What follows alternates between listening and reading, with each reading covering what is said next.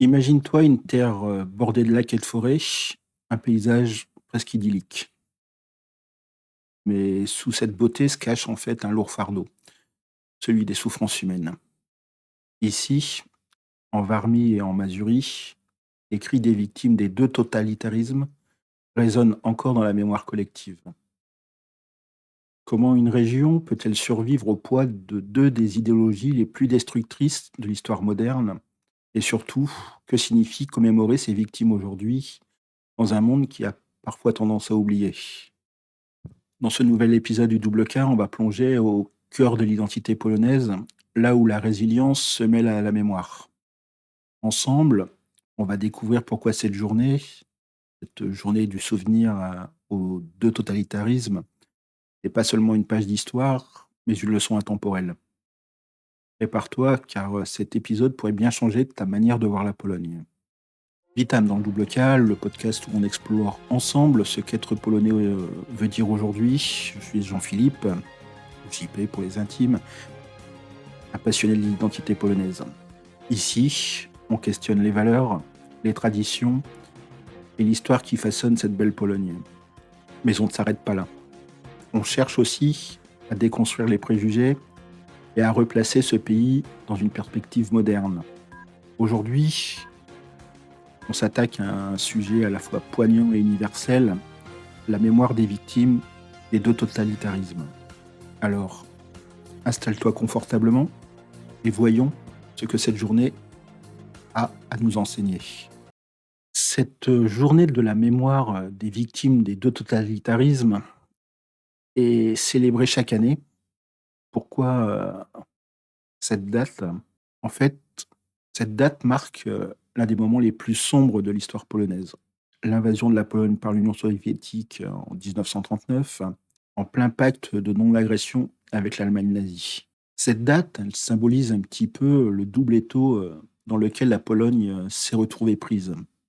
D'un côté, il y avait le nazisme, avec ses crimes contre l'humanité et sa volonté de destruction totale de la culture polonaise. Et de l'autre, une autre idéologie, le communisme, avec ses purges, ses déportations en Sibérie et son étouffement systématique des libertés. La Varmie et la Mazurie, à la frontière nord-est, ont été au cœur de cette tragédie. Ce sont des terres où les frontières ont changé, où les populations ont été déplacées de force et où la peur était omniprésente. Cette journée, elle a été instituée en 2014 avec un seul objectif, celui de rappeler au monde que la mémoire est un rempart contre l'oubli. Pour les Polonais, c'est un devoir avant tout moral, mais c'est aussi une manière de transmettre les valeurs de résilience et de justice aux générations futures. Je vais te raconter une petite histoire, c'est celle de Katarzyna, une institutrice de Mazurie pendant la Seconde Guerre mondiale. Katarzyna, elle enseignait dans un petit village où elle était appréciée et aimée, notamment pour sa gentillesse et son dévouement. Lorsque les nazis ont envahi, elle a refusé d'enseigner aux plus jeunes leur propagande. Cela, évidemment, lui a coûté son poste, mais elle n'a pas plié. Avec ses anciens élèves, elle a organisé des cours clandestins dans une grange isolée.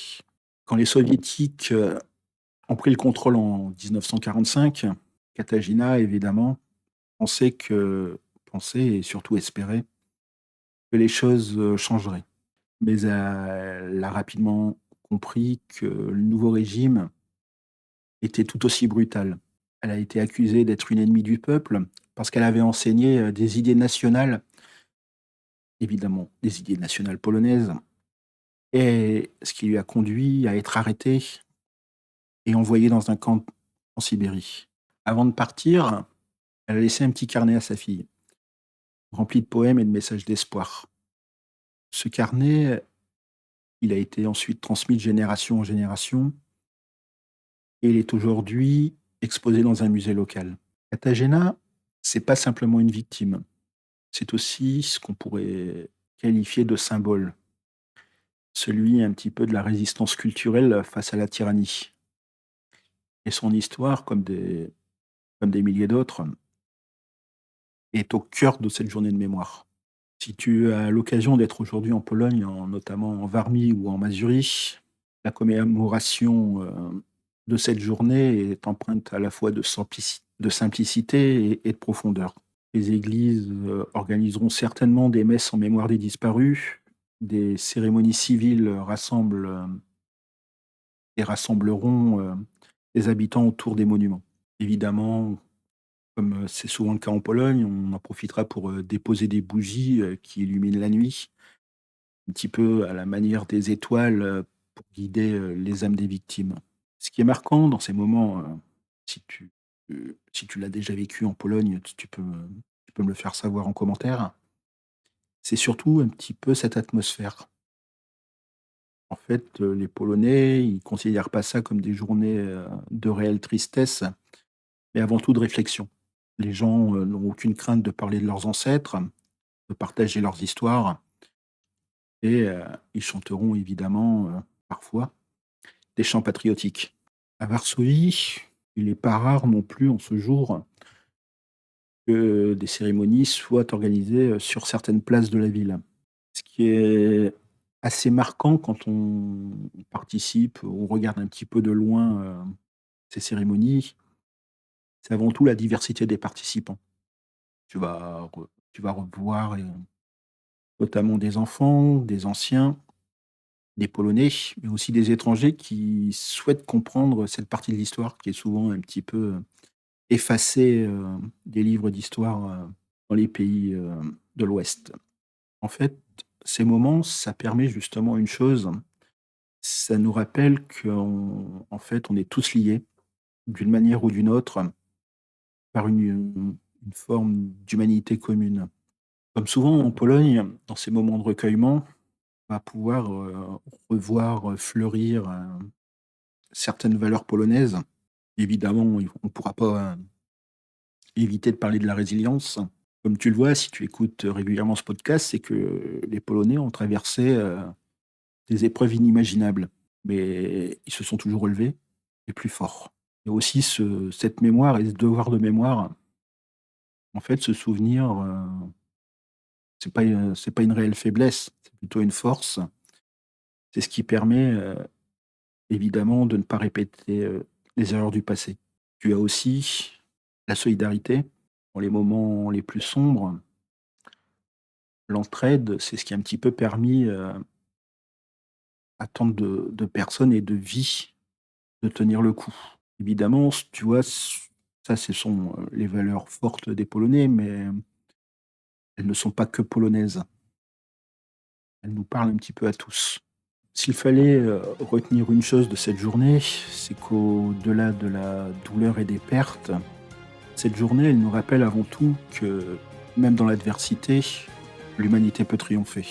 Elle nous invite, à être plus attentifs, plus solidaires et à porter haut les valeurs qui transcendent les frontières. Et toi, je te demande, ce que tu retiens de cette histoire. Peut-être que la Pologne, a bien plus à t'offrir ce que tu imaginais. Dans notre prochain épisode, on va passer à un sujet complètement différent. Prépare-toi pour une surprise avec le Gin Pushki, qui est en fait la journée de la boîte de conserve. Oui, oui, t'as bien entendu. Derrière ce nom se cache en fait une histoire étonnamment drôle et émouvante. Ne la rate pas, je te promets un moment inoubliable. Si cet épisode t'a touché ou appris quelque chose, n'hésite pas à liker, t'abonner et à partager. Et si tu veux soutenir ce podcast, tu as un lien dans la description. Je te remercie d'avoir été avec moi aujourd'hui. Je te dis à très bientôt sur le double K. Je te souhaite une bonne journée. Miłego dnia. À demain. Do jutra. À bientôt. Do zobaczenia.